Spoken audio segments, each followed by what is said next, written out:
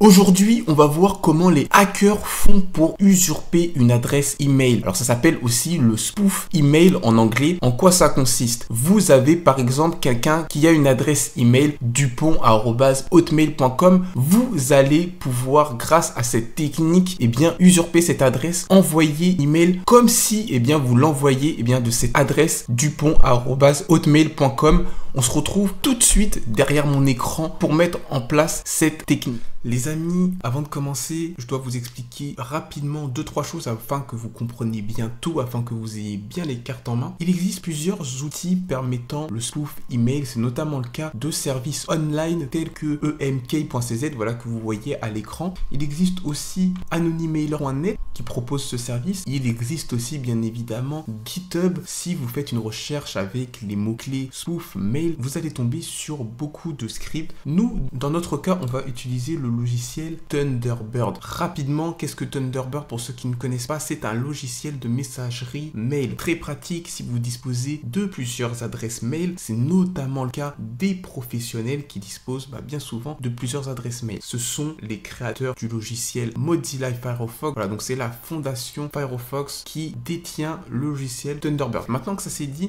on va passer tout de suite au tutoriel qui va nous permettre de spoof une adresse email. Vous vous rendez sur les 3 traits ici, vous faites option, paramètres des comptes. Alors j'ai oublié de préciser quelque chose, vous devez forcément avoir une adresse mail configurée. Voilà, c'est pas très compliqué, je vais pas le montrer dans ce tutoriel, mais voilà, c'est obligatoire, sinon vous ne pourrez tout simplement pas faire de spoof email.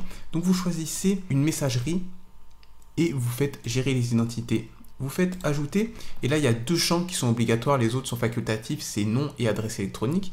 Donc en nom, on peut mettre ce qu'on veut, Basile, et en adresse électronique, voilà, c'est justement l'adresse mail que l'on souhaite spoof. Donc moi par exemple, je vais mettre n'importe quoi, aaa@aaa.fr, et vous faites OK, fermez, OK.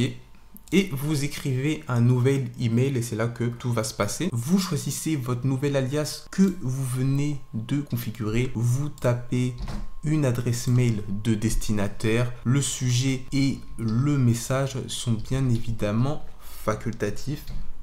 Vous envoyez.